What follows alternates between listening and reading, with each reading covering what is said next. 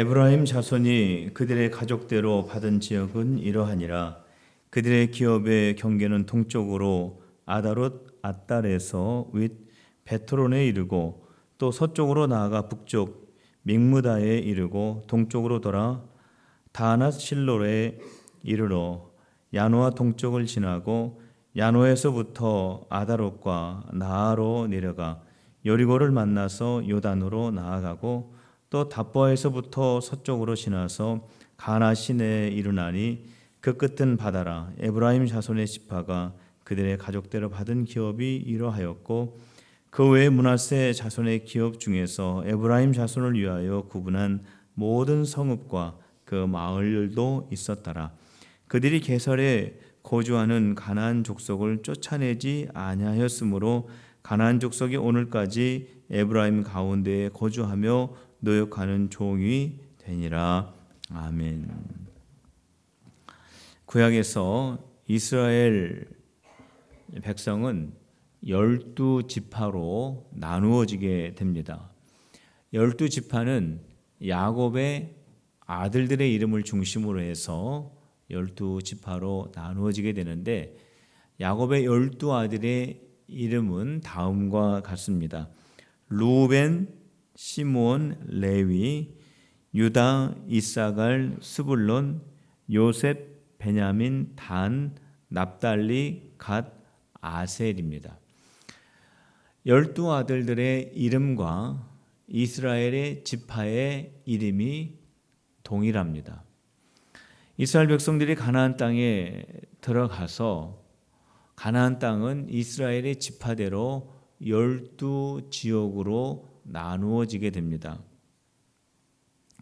그런데 12지파 가운데 레위 지파는 땅을 분배받지를 못하게 됩니다. 왜냐하면 성막에서 일하는 지파였기 때문에 하나님께서 땅을 분배하지 말라고 말씀을 하셨기 때문입니다. 자, 그렇게 되면 12지파에서 레위 지파가 빠지면 11지파가 되죠. 그럼에도 불구하고 가나안 땅은 12개로 나누어지게 됩니다. 마치 12지파가 있는 것처럼 나누어지게 되는데 그 이유가 무엇이냐면 레위 지파가 빠지고 요셉 지파가 있지 않습니까? 이 요셉 지파는 두 아들이 두 몫을 받게 됩니다. 에브라임과 므낫세가 레위 지파 한 지파가 빠지고 두 지파가 들어가게 되니까 여기에 다시 12지파가 됩니다. 그러니까 레위 지파가 빠지고요. 또 요셉의 아들 두 므낫세와 에브라임이 받게 되니까 요셉과 레위가 빠지고 에브라임과 므낫세가 들어가니까 똑같이 12지역으로 나뉘게 되는 거죠. 요셉 지파는 따로 땅을 받지 않고 요셉의 아들 에브라임과 므낫세가 받게 됩니다. 그래서 레위 지파가 빠지지만 12지역으로 나누어지게 됩니다. 그렇다면은 왜 요셉 지파만, 다른 지파는 다 야곱의 아들 그 이름별로 땅을 분배받게 되었는데 왜 요셉 지파만 두 아들의 이름으로, 그래서 다른 지파와 비교해 보면 두 배를 가나안 땅을 분배받게 되었을까? 그 이유가 무엇일까?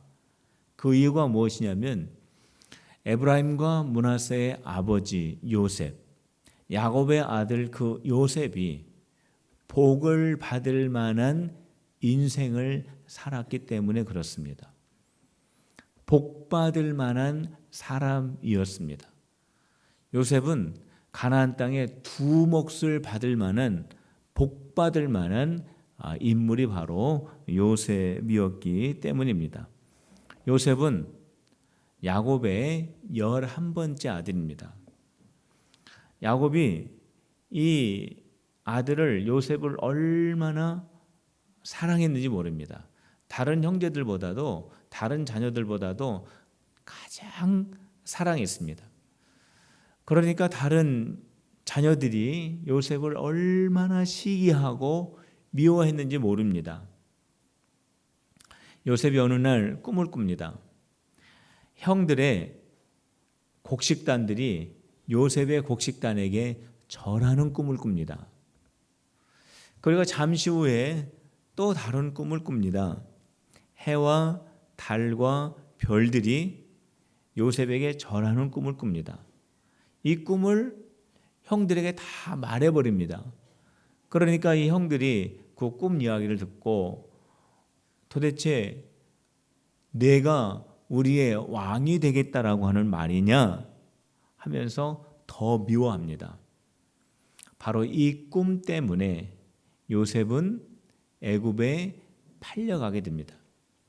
어린 나이에 요셉이 애굽에 팔려가서 애굽에서 노예 생활을 합니다.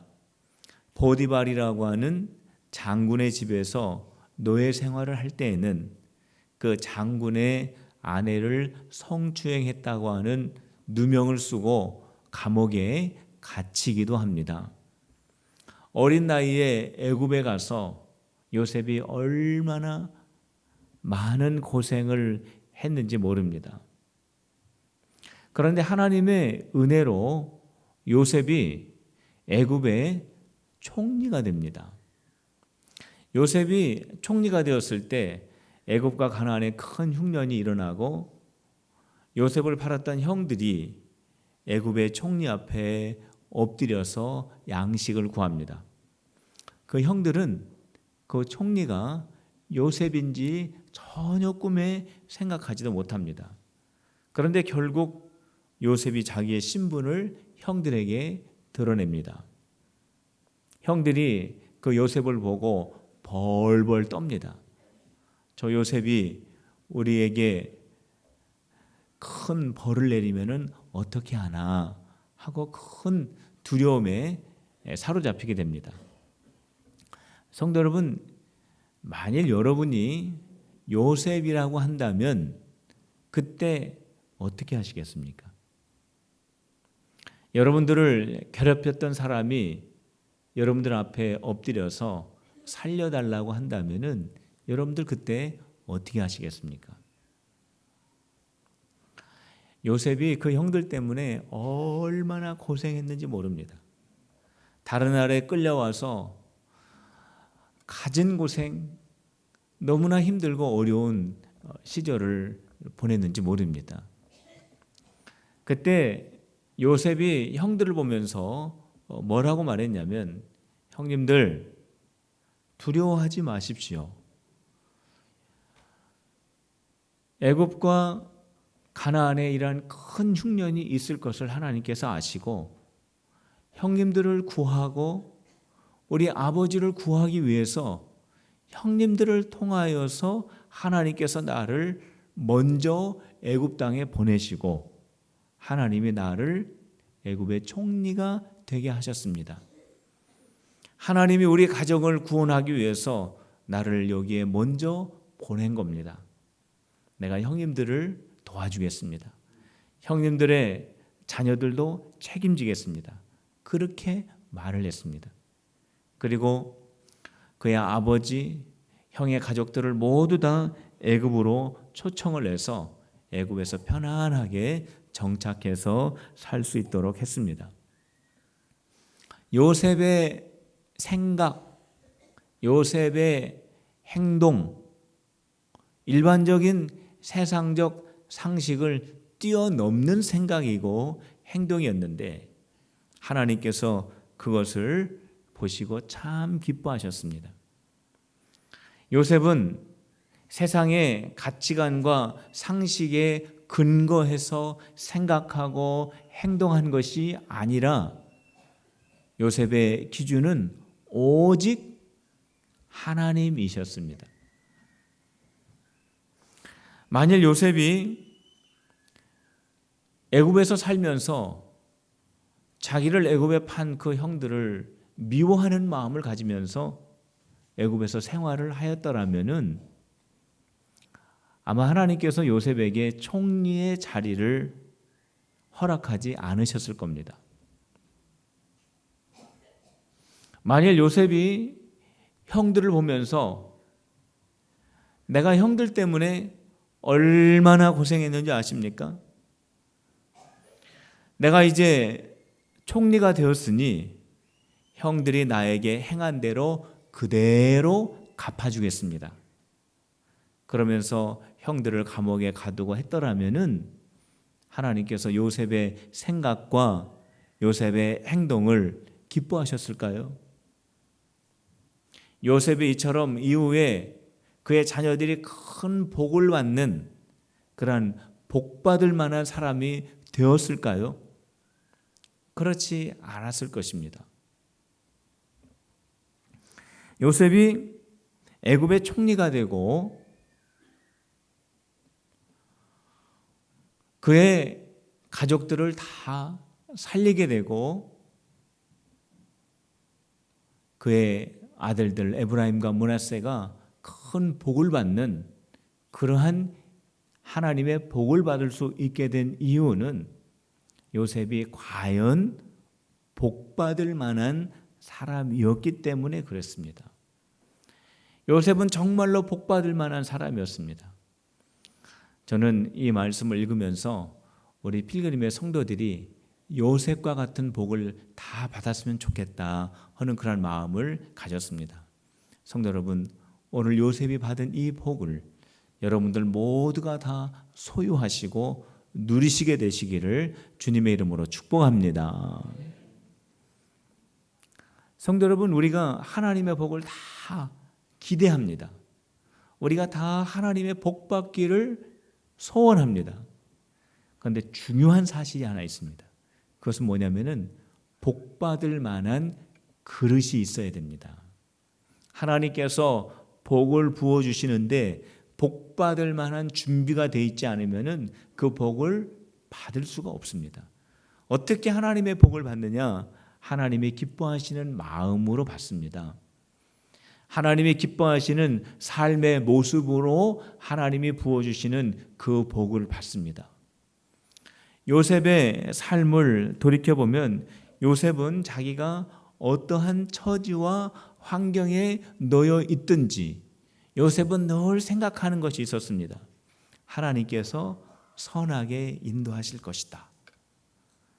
요셉은 환경 보고 자기 처지 보고 누가 나에게 어떻게 한 것을 보고 생각하고 살아가는 것이 아니라 오직 하나님만 바라봤습니다. 하나님께서 선하게 인도하실 것이다.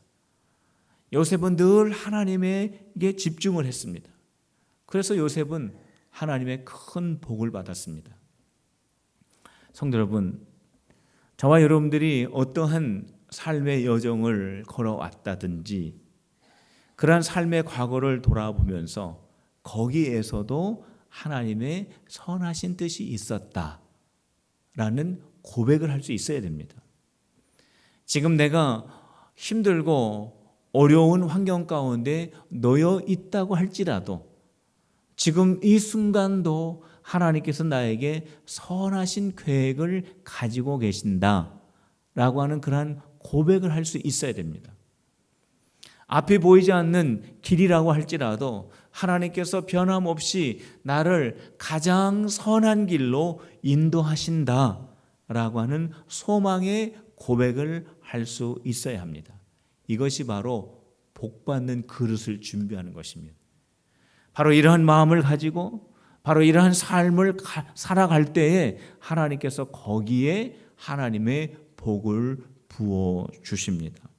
성도 여러분, 언제 어디서나 하나님의 선하심을 소망하는 우리 필그림의 성도들이 다 되시기를 주님의 이름으로 축원합니다.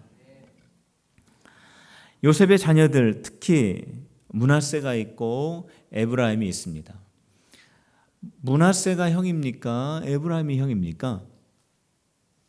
잘 모르죠. 성경에 므낫세가 앞에 나왔다가 어떨 땐 또 에브라임이 앞에 나왔다가 하니까 좀 섞갈릴 수 있습니다. 자, 기역 니은 순으로 해보면은 금방 우리가 알 수 있습니다. 므낫세가 형입니다. 우리가 이해하기 쉽게 기역 니은 순으로 하는 겁니다. 므낫세가 형입니다. 자, 그런데 가나안 땅을 분배받을 때 에브라임과 므낫세가 분배받는데 동생 에브라임이 먼저 가나안 땅을 분배받게 됩니다. 므낫세가 형이기 때문에 형이 먼저 받아야 되는데 동생 에브라임이 먼저 받습니다. 누가 먼저 받든지 그게 그렇게 중요한가? 그 당시에는 굉장히 중요했습니다. 형이 항상 먼저 받아야 했습니다. 이거는 장자권과 깊은 관련이 있기 때문에 그렇습니다. 이스라엘의 가정은 그 가문에 이어지는 축복이 장자를 통해서 이어졌기 때문에 장자라고 하는 그 위치가 이스라엘 가정에서는 얼마나 중요한지 모릅니다.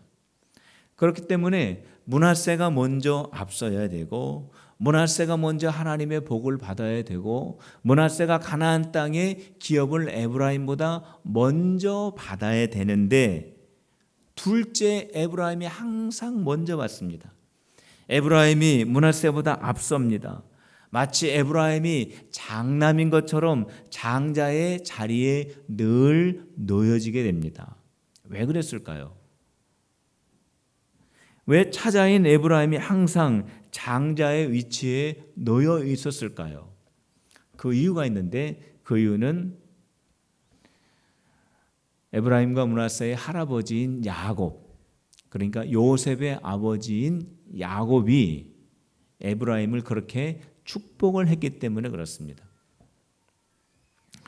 요셉이 총리가 되었을 때 형들의 가족과 아버지를 애굽으로 이주시켜서 애굽에서 잘 정착해서 살게 했습니다. 야곱이 애굽에서 잘 살다가 이제 나이가 많이 들어서 하나님의 나라로 갈 때가 다 되었습니다. 그때 야곱이 요셉을 부르고 에브라임과 므낫세를 불러서 축복을 해줍니다.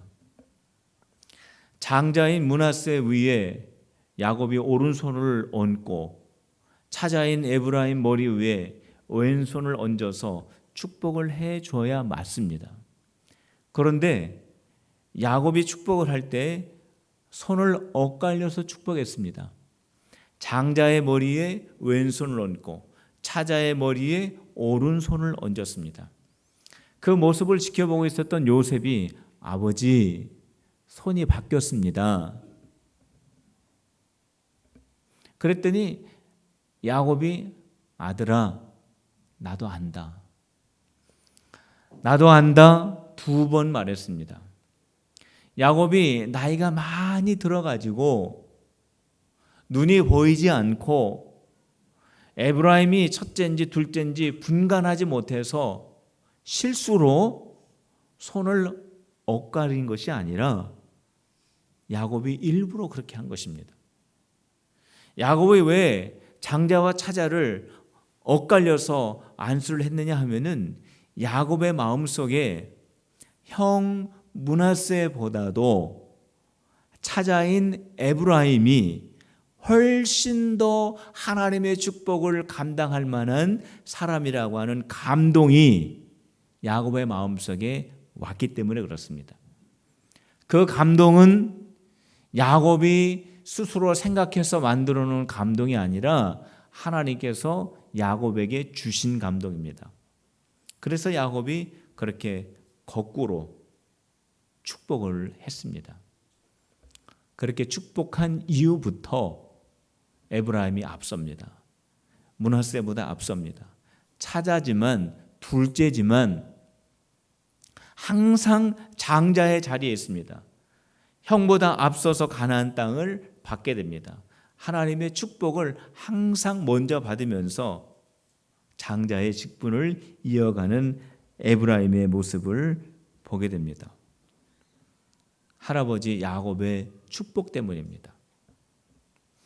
성도 여러분, 여러분들 가정에서 자녀들에게 얼마나 축복을 해주십니까? 여러분들 손자 손녀들에게 얼마나 축복을 해주십니까? 여러분들 자녀들에게 가정에서 어떠한 말을 많이 하십니까? 혹시 여러분들 자녀들에게 책망하고 잘못한 것을 지적하고 나무라는 그러한 말만 하십니까? 아니면은 자녀들을 축복하고 격려하고 사랑한다라고 하는 말을 많이 하십니까? 성도 여러분, 우리가 자녀들을 위해서 축복하고 사랑하고 격려하면은 우리가 축복한 그대로 자녀들의 삶의 열매로 맺혀지는 줄로 믿으시기를 바랍니다.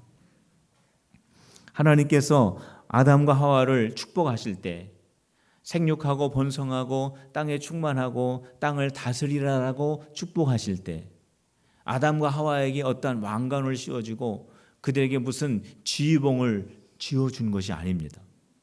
하나님께서 말로 아담과 하와를 축복해 주셨습니다. 하나님께서 아브라함에게 축복하실 때 너는 민족의 아버지가 되고 너의 자손은 하늘의 별과 같이 많아지고 바다의 모래와 같이 많을 것이다 했을 때 갑자기 아브라함에게 많은 자녀들을 안겨준 것이 아닙니다. 하나님께서 말로 축복해 주셨습니다. 아브라함이 이삭에게 축복할 때 하나님께서 받은 그 축복을 말로 축복해 주었습니다. 이삭이 야곱에게 축복할 때 말로 축복했습니다. 야곱이 요셉과 에브라임과 므낫세에게 축복할 때 말로 축복했습니다. 이 말에는 능력이 있습니다. 어떠한 능력이 있느냐? 변화시키는 능력이 있습니다. 그렇기 때문에 우리가 자녀들에게 말할 때 상당히 조심해야 됩니다. 우리가 자녀들에게 할 수 있는 대로 축복된 말을 많이 해 주어야 합니다. 복된 말을 많이 해 줘야 됩니다. 너는 잘 될 것이라고, 너는 할 수 있을 것이라고, 너는 훌륭하다고, 너는 하나님의 자녀라고, 너는 복된 자녀라고 계속해서 축복해 주셔야 됩니다. 자녀들에게, 손자, 손녀들에게 그렇게 축복하면은 그대로 이루어지는 줄로 믿으시기를 바랍니다. 그렇기 때문에 우리의 입술이 축복의 입술이 되어야 됩니다. 우리 이 입술이. 반대로 우리 입술이 책망하고 지적하고 정죄하고 하는 입술이 되면은 그 말을 들은 자녀들의 마음속에 죄책감이 생기고 그 마음속에 수치심이 생기고 우리 자녀들의 마음속에 불행한 마음을 갖게 됩니다. 아무 부족함이 없는데, 아픈 것도 없는데, 건강한데, 문제가 없어 보이는데 왜 자녀들이, 왜 손자 손녀들이 얼굴이 어둡고 마음의 근심과 걱정을 가지고 살아가느냐 하면은 우리 자녀들이 어떠한 말을 듣는지를 우리가 잘 살펴볼 필요가 있습니다.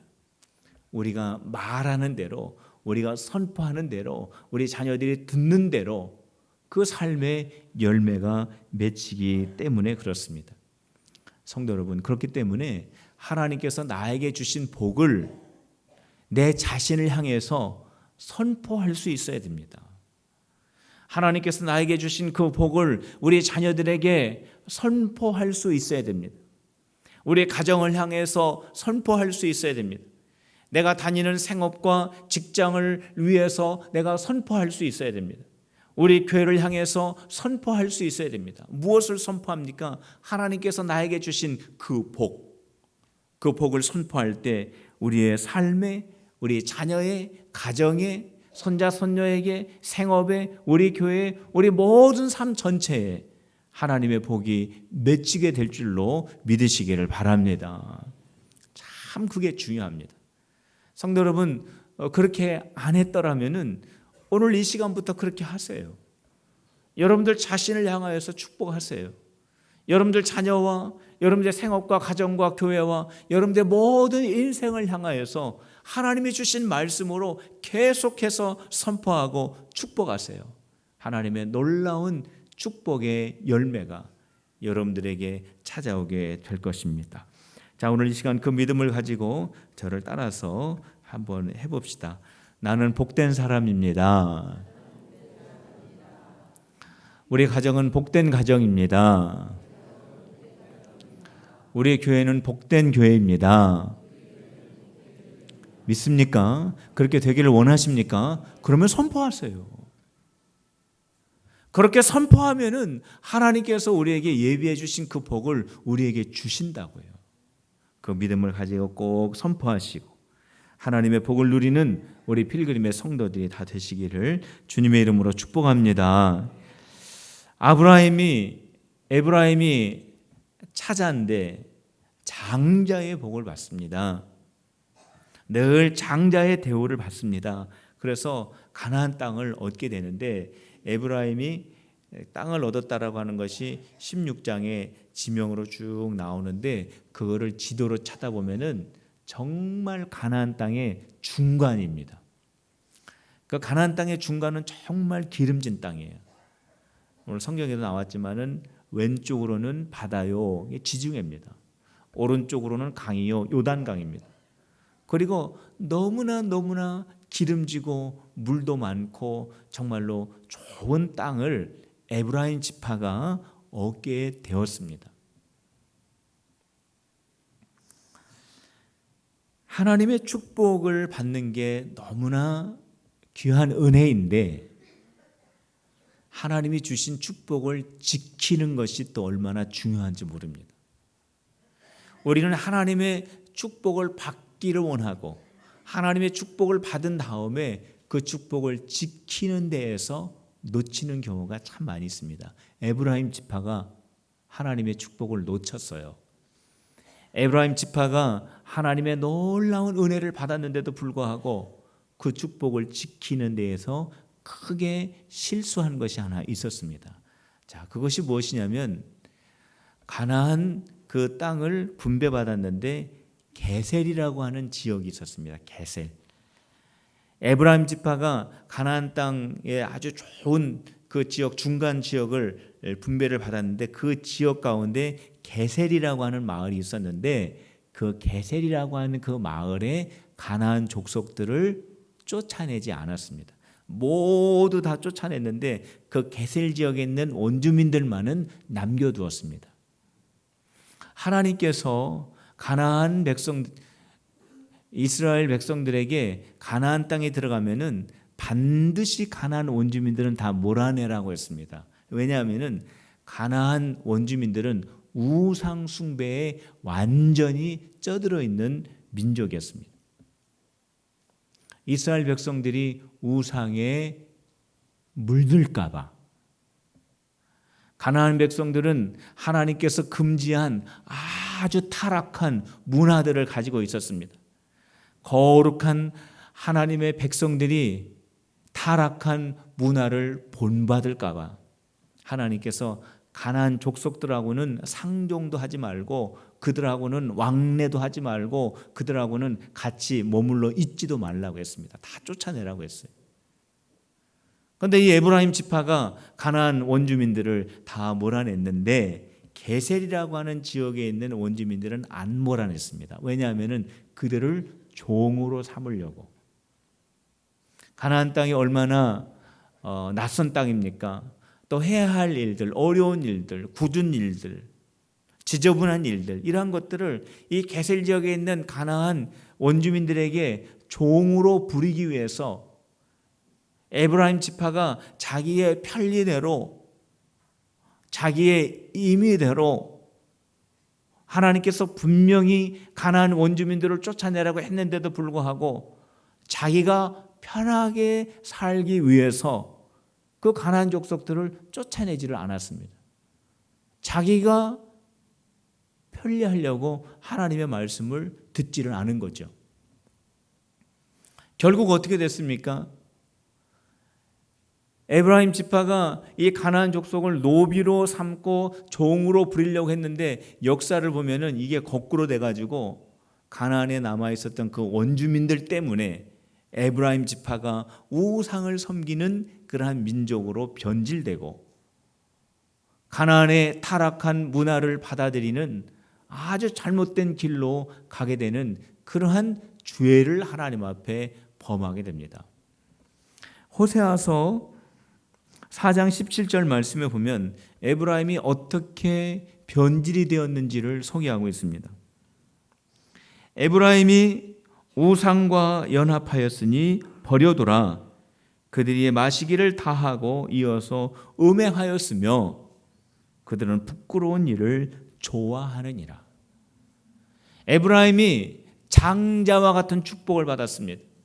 하나님께서 그들에게 가장 좋은 가나안 땅의 분깃을 그들에게 축복으로 주셨는데 에브라임이 그 축복을 잘 유지를 못했어요. 에브라임이 큰 실수를 하게 되었습니다. 하나님의 말씀을 자기의 편리대로, 자기의 유익대로 그 하나님의 말씀을 받아들이지 않은 그 실수, 그것이 가장 큰 실수였습니다. 성도 여러분, 축복받고 평안하게 살 때 더 기도해야 됩니다. 그때 더 예배해야 됩니다. 그때 더 겸손해야 됩니다. 왜 그러냐면은 하나님의 축복이 임하고 그 축복 가운데 아무런 문제가 없이 살아갈 때에 하나님과 아이러니하게 멀어질 수 있는 위험이 얼마나 많은지 모르기 때문에 그렇습니다. 이스라엘의 역사를 보세요. 이스라엘 백성들이 언제 하나님을 멀리했는지, 이스라엘 백성들이 언제 하나님의 말씀으로부터 멀어졌는지 한번 보세요. 그들이 평안할 때, 그들에게 아무런 문제가 없을 때, 그들이 하나님의 복을 받을 때 이스라엘 백성들은 하나님을 멀리했습니다. 이스라엘이 언제 하나님 앞에 간절히 매달렸습니까? 고통당하고 어려움에 처하고 환난 가운데 있을 때 이스라엘은 하나님을 부르짖었습니다. 우리들 삶에 어려움이 있고 문제가 있을 때 그때는 우리가 참 기도 열심히 합니다. 새벽 예배 열심히 나옵니다. 예배에 열심히 하나님 앞에 정성을 다해서 예배드립니다. 간절한 마음으로 하나님 앞에 예배합니다. 비록 삶은 피곤하고 어렵고 문제로 가득 차지만 그 사람의 심령은 얼마나 맑은지 몰라요. 얼마나 하나님 앞에 간절한 심령인지 모릅니다.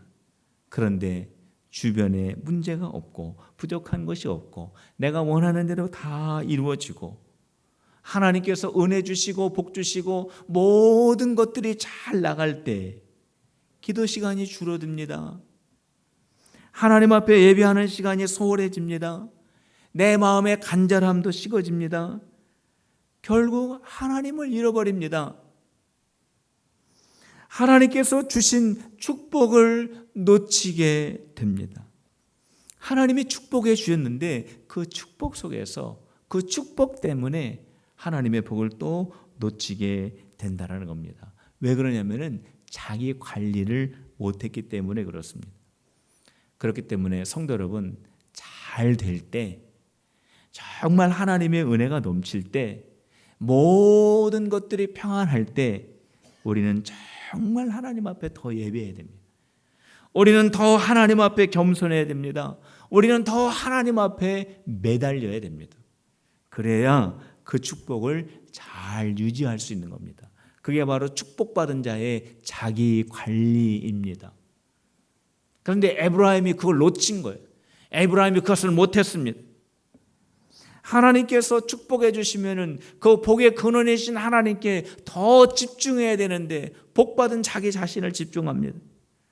하나님께서 명령하신 그 말씀에 순종해야 되는데 자기 편리대로 하나님의 말씀을 이용합니다. 하나님의 축복을 유지하지 못했습니다.